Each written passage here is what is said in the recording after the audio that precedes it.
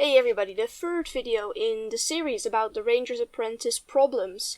Last one was about slavery, and this one is going to be about the attitude of the Rangers, because these books were written specifically to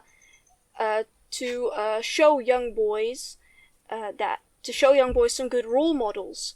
But often when I read them, I think, well, these people aren't really that good role models in a lot of aspects, and the book doesn't really acknowledge that. It's fine to have somebody with faults, because everybody has that makes them a good role model, but only if the book acknowledges those faults and says yes, they are wrong in that sense.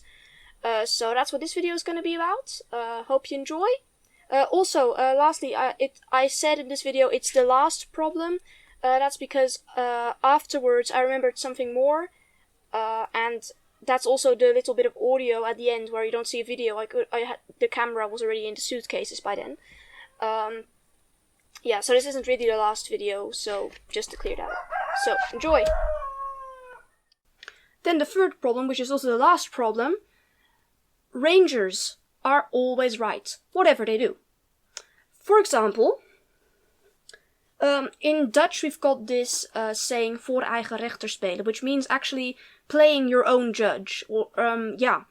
So what this means is, for example, I don't remember which book this was, but in one book, Will meets a dog abuser who hurts his dog, and he does some other nasty stuff too. He's like this really rowdy, drunk, just hit everybody around him type of guy. He's just not a nice person to be around, and he just definitely was a bad guy.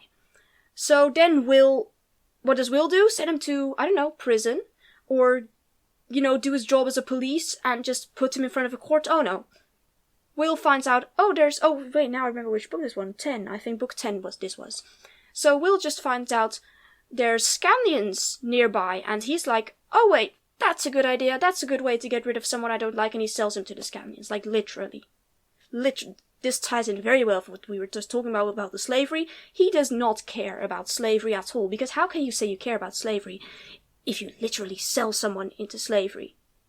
Like, they literally make a joke about giving him one of the worst punishments, or one of the worst work a slave could get. It's called the paddles, where you basically have to break the ice on the water, and basically you get all wet and soaked and freezing, and it's horrible. And they got rid of that because the Scandians started to become a little bit more humane and decided we can't let our slaves do that anymore. But then here they're literally joking, oh yeah, we can put him on that. So Will doesn't care. He just wants to get rid of this dude. And then later, Holt has problems with this. He's like, oh man, you can't do that. Why would you do that?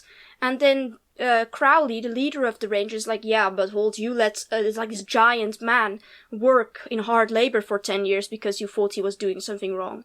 So basically, these Rangers, if they think you're wrong, then they can do anything. They're not gonna put you in front of a court. They're not gonna put you in prison. They're just gonna do what they think is right for you, and that's that. So that's pretty wrong, because basically they're the one person who is deciding that other person's fate, and that's not what they're paid to do. They're paid to keep peace. And I know, yeah, they've got a special status, but it doesn't mean it's just okay to just do whatever you want.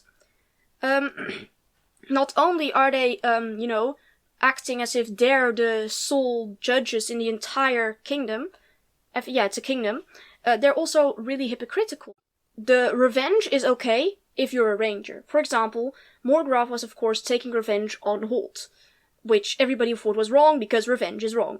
And then in book 7, there's this one guy who they captured Gillen, and this one guard was being really mean, hitting him, everything. And then Gillen's just like, yeah, I'll remember your face. And then in the big battle, indeed, he's the one who kills that one mean guard. And we see that a lot in these books. That's, when somebody says, I want to take revenge, then it is wrong. But if somebody takes revenge without explicitly calling it revenge, but just saying, like, yeah, I got him back, everything's fine, because they're rangers, they must be right. Yeah, they must have the right end of the stick. Wait, I think I used that expression wrong. Yeah, I did. Anyway, so basically, they're rangers. So if they say that they want to get back at somebody, they must have a good reason. And then Holt. Holt himself is kind of hypocritical. For example, if somebody sings Greybeard Holt to him, that person had better run quickly, or they're gonna get an arrow in whatever part of their body is closest to Holt.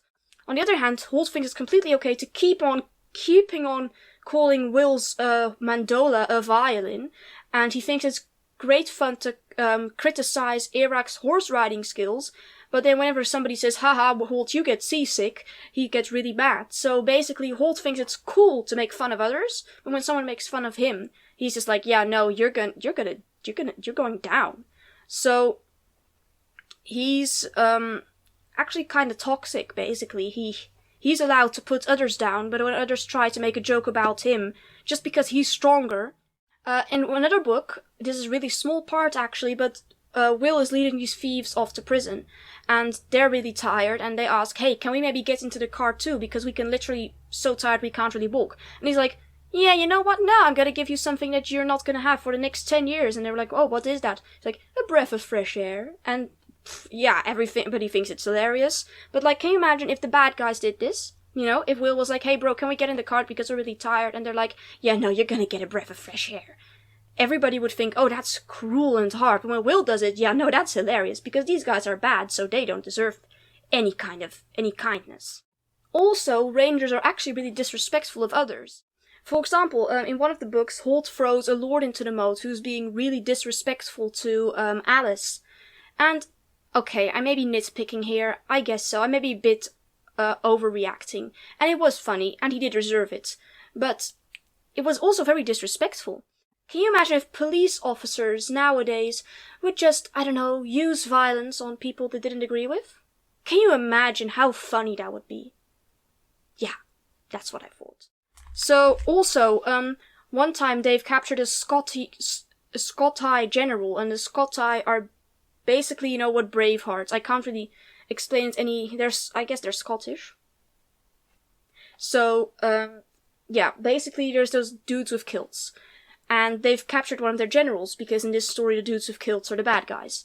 And this general will not talk, like, he is really well trained. The Rangers don't torture people, but if they did, they wouldn't get anything out of him. So they decide, oh, you know what, this dude believes in spirits. So they put him into the forest and literally make him believe that there's this spirit coming to take him to hell. And then he tells them everything. Now, my issue with this is, remember maybe a while ago when they showed jihadi warriors, no, not jihadi warriors, but in real life, so jihad soldiers, they showed these big videos of, I don't remember which artist it was, but like song videos. And then the jihadis, they just ran. Well, the reason for this is that these people believe that if you see a naked woman, or a woman in such little clothes as in those videos, that you're going to hell. Now, this was considered very disrespectful. And this is what's happening in this book is exactly the same. I mean, for example, Holt gives a dying Scandian a sword because he respects that Scandian thinks that if he doesn't die with his sword in his hand, he's not going to Valhalla. But now here, he's completely okay with making... Oh no, Holt wasn't here. No, Will. Sorry, it's about Will. Will is completely okay with just terrifying this general into literally thinking he's pretty much going to hell to get his answer.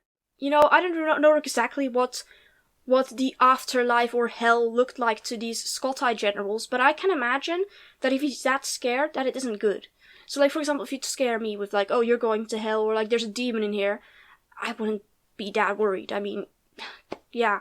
But, because of what I believe. But this dude, he actually believed it, and using someone's beliefs against them in such a way is very violating and very disrespectful. Another thing these Rangers do a lot is using fear tactics. You know, you see it in the Scottish general, but also how they keep themselves distant from the villagers. You know, how they actually think it's okay to make the villagers believe that they're, like, use black magic, and that they just think, oh, those villagers are afraid of us. You know what? That would be good, because that way we can get a lot of information. And also their tendency towards violence actually makes people afraid of them. And you know, it's seen as a good thing in the books, you know, that the normal people, the peasants, are scared of them. But if you think about it, basically, it's just a reign of terror. And it actually ties in really well with the next point. They act holier than thou, that like they're above the rest. Oh yeah, in book 12, Maddie, Will's apprentice, goes out with some other kids and to drink alcohol. Now, I completely agree that was like the dumbest thing she could ever have done, but whatever. And then Will gives her a talking to, but it's not the talking to you expect. It's not like, you shouldn't drink alcohol because, I don't know, it's bad for you, or because it's gonna make your life go downhill big time, or you're the princess, maybe you should not. But no, he says no, you should stay away from these children because they are a bad influence. And also, just imagine if one day you're a ranger and you have to admonish them on problems, I think admonish is the right word, like reprimand them, and tell them you're doing something wrong. It's going to be very hard for them to respect you if you were the one who sat with them and did fun things with them as a child.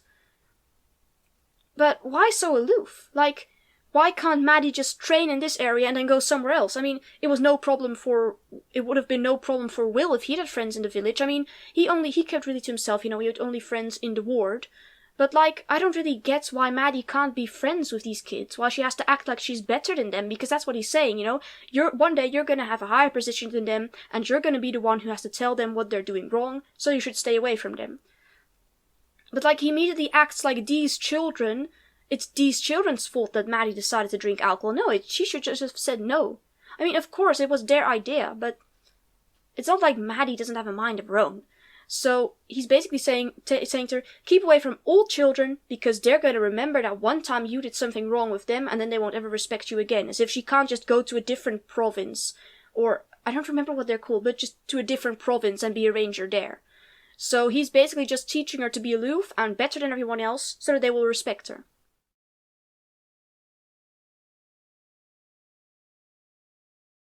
Also, farmers and poor people are treated as if they're, and portrayed as if they're dumb.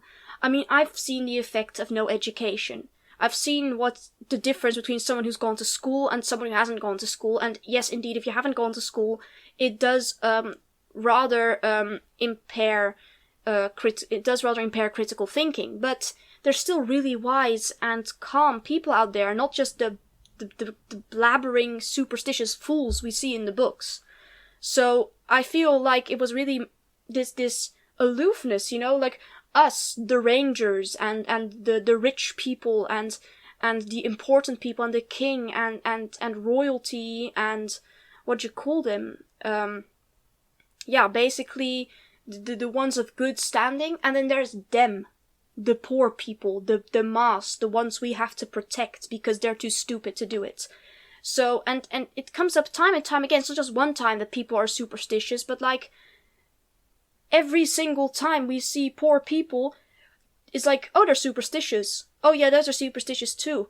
Oh yeah, did I mention they're superstitious? Did I mention that they don't understand anything? It's just trying to get into our heads that these poor people are dumb because they believe in something higher, and they're dumb because they just aren't used to much stuff, and us, the rangers, will solve it for them. So, actually, this reminds me quite a lot of, dare I say it, Morgraf? I mean, here. Morgraf used fear tactics. He hurt people, and he just basically was, hoped to keep people under him by fear. Rangers do this too.